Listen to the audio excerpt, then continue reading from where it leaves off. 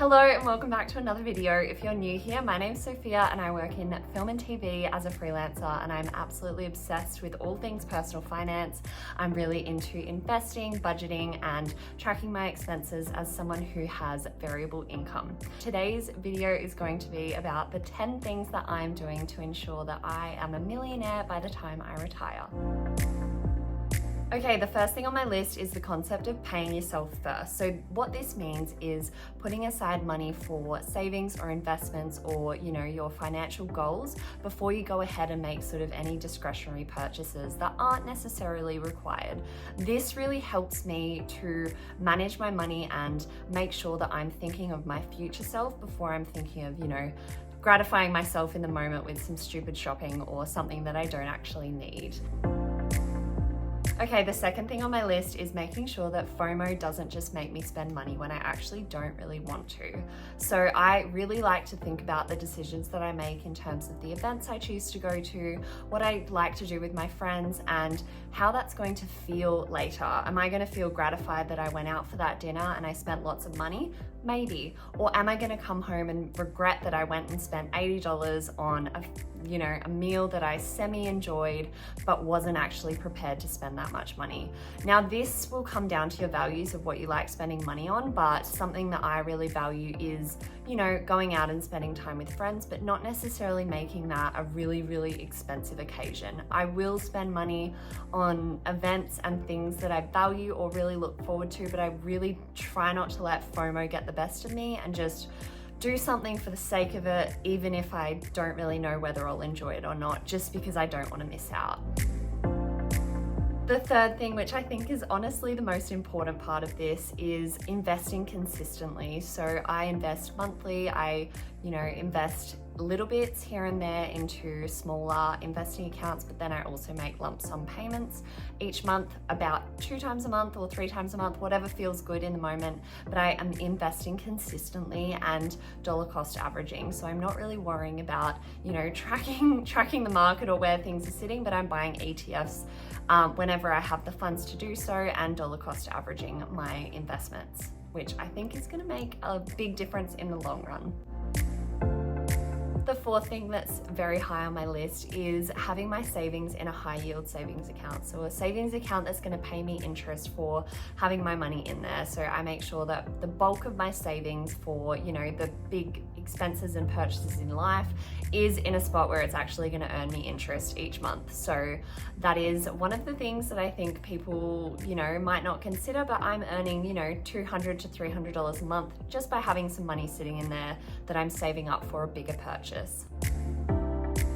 The fifth thing on my list is having an emergency fund. I think this is such an important part of a financial journey, and making sure that you're sort of prepared for any upcoming emergencies or expenses that come into your life, and making sure that you don't have to dip into, your savings for a car or for a house or something that you're really looking forward to spending money on. If you have an emergency fund that's, stocked in a way that's going to cover a certain amount of expenses that you might foresee in your life, then you're not going to have to impact your financial future just to pay for that emergency that pops up. So I make sure that my emergency fund is, fully stocked. I'm almost at my next goal of $10,000. So we're really close to having that fully topped up and ready for any, unexpected expenses. I really hope I don't have to dip into this, but it's just a really nice cushion to have there and know that I'm not going to impact, my investments or my savings for other things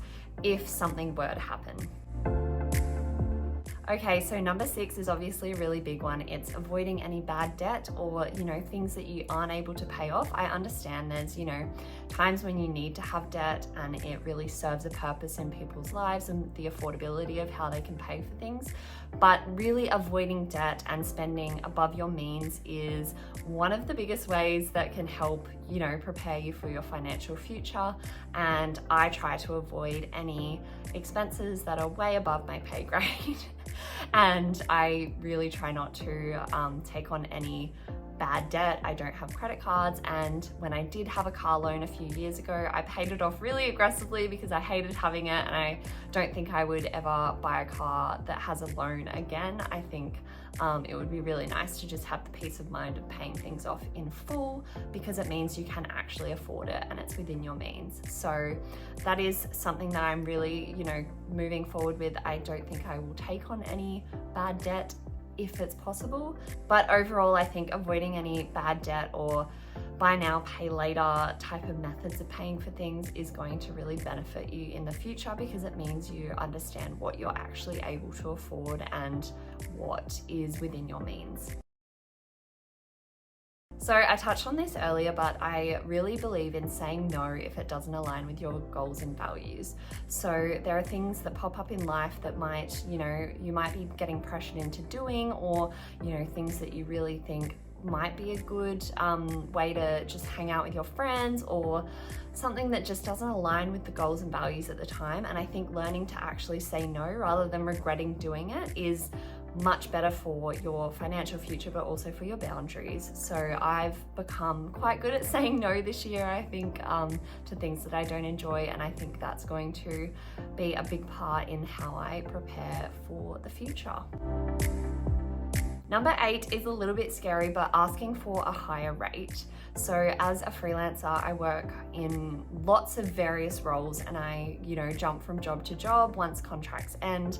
And for me, this is a great opportunity to, be able to ask for a higher rate on the next job, and it does give me more opportunities to be able to ask for that. So, I'm not stuck in a 9-to-5 where, you have to wait a year, or whenever you have a review to be able to ask for a, a pay bump. But for me, asking for a higher rate, or just, sliding in the question, even though it feels uncomfortable, is going to benefit me in the long run. Because if, I ask for an extra $100 a week and they say yes, that is going to benefit me way more than if I just held back and didn't ask the question, because the worst thing they can do is say no. This one is probably really minor. Number 9 is actually taking advantage of flybys and shopback and systems that get you points or money off things. So I do this a lot in my life.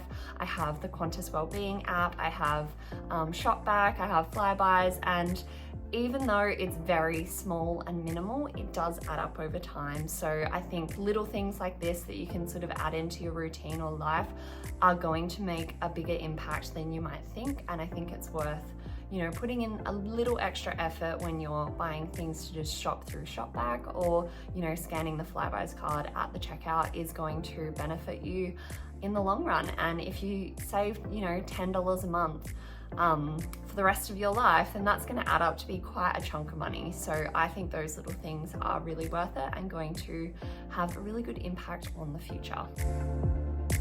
Last but not least is actually thinking about the future. So I like to think about myself when I'm like 47, in 20 years time.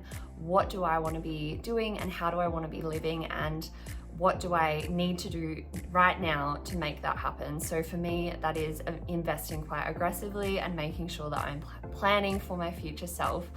I might not see the benefits right in this moment, but future me is going to thank me for that. So overall, I think it's really just about actually thinking about the future, looking at your finances, having a budget, and coming to terms with how you can, work your budget to work for you.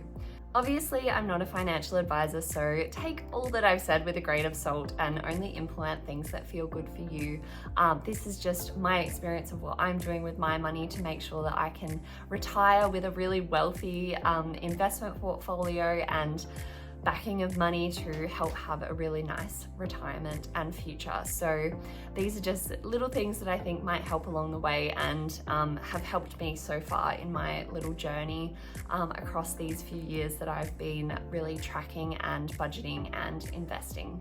So I hope you enjoyed watching and maybe took something away from this video. But anyway, if you enjoyed, please let me know in the comments below, or like this video, because I really enjoy talking about personal finance. And if I can have, 1 or 2 people that take something positive away from anything that I've put out there, then that will make me feel $1 million. Anyway, have a great rest of your week and I will talk to you soon.